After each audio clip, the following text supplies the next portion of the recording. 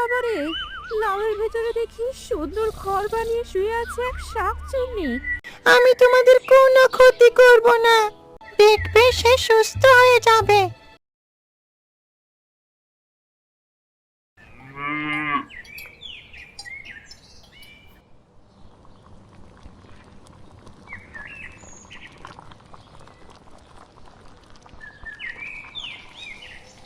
মা, রোজ রোজ কচু শাক কচুর ডাঁটা খেতে আর ভালো লাগছে না। এর তরকারি বারবার খেতে খেতে গলাটা একেবারে পচে গেছে।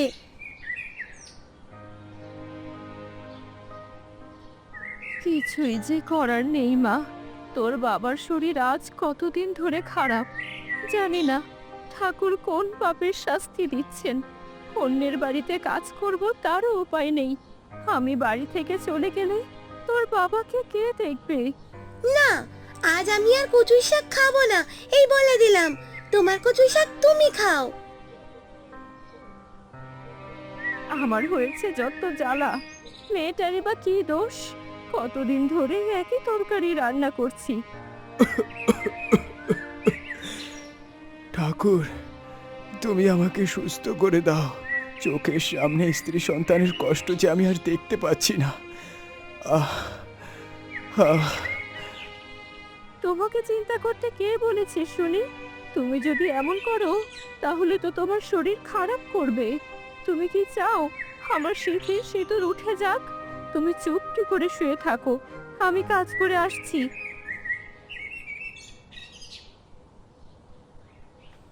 আজ আমি এখানেই থাকবো, ঝড় বৃষ্টি যাই আসুক না কেন। ওমা, আমাদের কাছে দেখি একটা লাউ হয়েছে। মাকে গিয়ে বলবো এটা রাতে। না, থাক। এটা এটা কি হচ্ছে? কিছু সময় আগে তো লাউ ছোট ছিল, সময় যত যাচ্ছে লাউ তত বড় হচ্ছে। ও মা, আমার আমার কেমন ভয় ভয় করছে। বাড়িতে যাই বাবা, যদি ভূতে ধরে।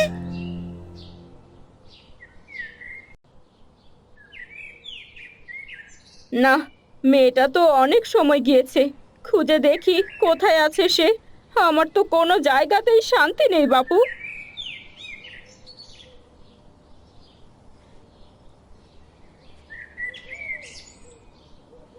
কিরে ঝিলিক, তোকে এমন দেখাচ্ছে কেন? শরীর খারাপ হলো নাকি? কতবার বলেছি রোদে রোদে ঘুরিস না, তুই তো আমার কোনো কথাই শুনিস না।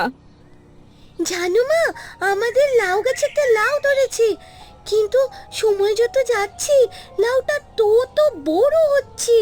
আমার তো কেমন ভয় করছে, তাই তো চলে এলাম। কি বলছিস তুই? চল তো গিয়ে দেখি তোর কথা সত্যি কিনা।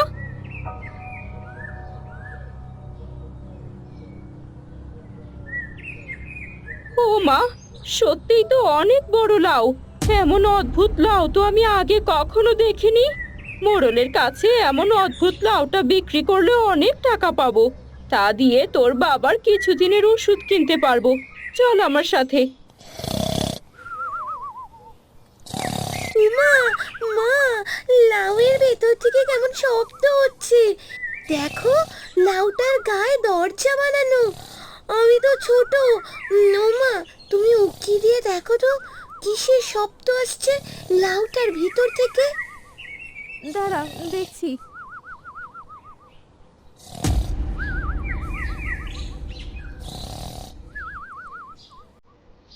ওরে বাবারে, লাউয়ের ভেতরে দেখি সুন্দর ঘর বানিয়ে শুয়ে আছে এক শাকচুন্নি। সে তো ঘুমোচ্ছে। যদি শাকচুন্নিটার ঘুম ভেঙে যায় আর আমাদের কোনো ক্ষতি করে? লাউয়ের ভিতর ঘর? মা, ও মা, হ্যাঁ, শাকচুন্নি আমাদের ঘাড় মটকানোর আগে এই দরজাটা ভালো করে আটকে দাও, যাতে লাউয়ের ভিতর শাকচুন্নি মারা যায়। আমি বাড়ি থেকে একটা তাল আর বড় একটা পলিথিন নিয়ে আসি, যাতে করে এই শাকচুন্নি লাউয়ের ভেতর থেকে বের না হতে পারে। এরপর লাউটা ছিঁড়ে নদীতে ভাসিয়ে দেবো।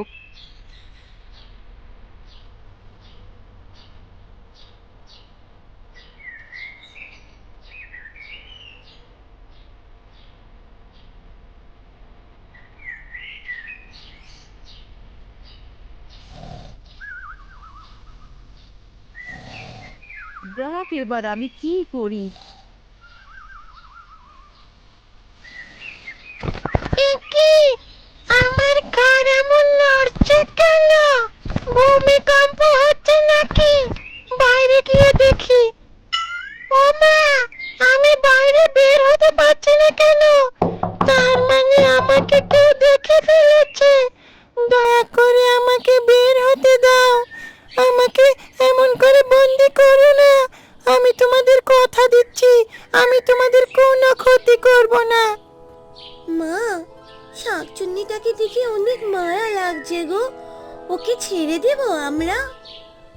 তোমাকে বিশ্বাস করে ছেড়ে দিচ্ছি, ক্ষতি করো না, তাহলে আমার অসুস্থ স্বামী আর বাঁচবে না যে।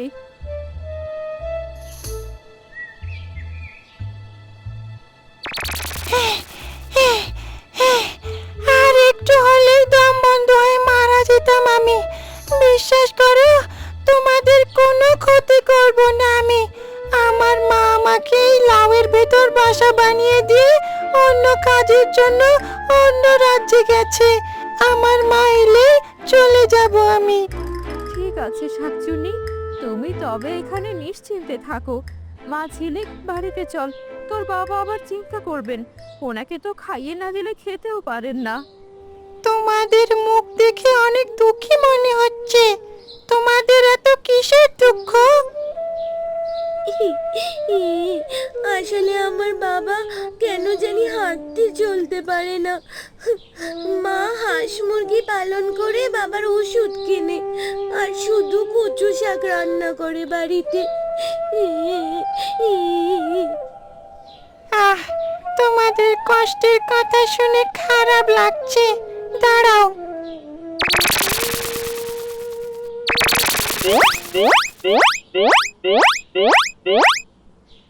এই লাউ বিক্রি করলে তোমাদের সংসার ভালোভাবে চলে যাবে।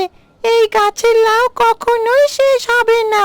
এই লাউ এত সুস্বাদু যে একবার এই লাউ খাবে সে বারবার খেতে চাইবে। কি বলছো তুমি? এটা কি সত্যি নাকি স্বপ্ন? স্বপ্ন নয়, এটা আমাকে তোমাদের লাউয়ের ভেতর থাকতে দেওয়ার জন্য উপহার দিলাম। এবার তবে ভালো ভালো খাবার খেতে পারবো। তোমাকে অনেক ধন্যবাদ।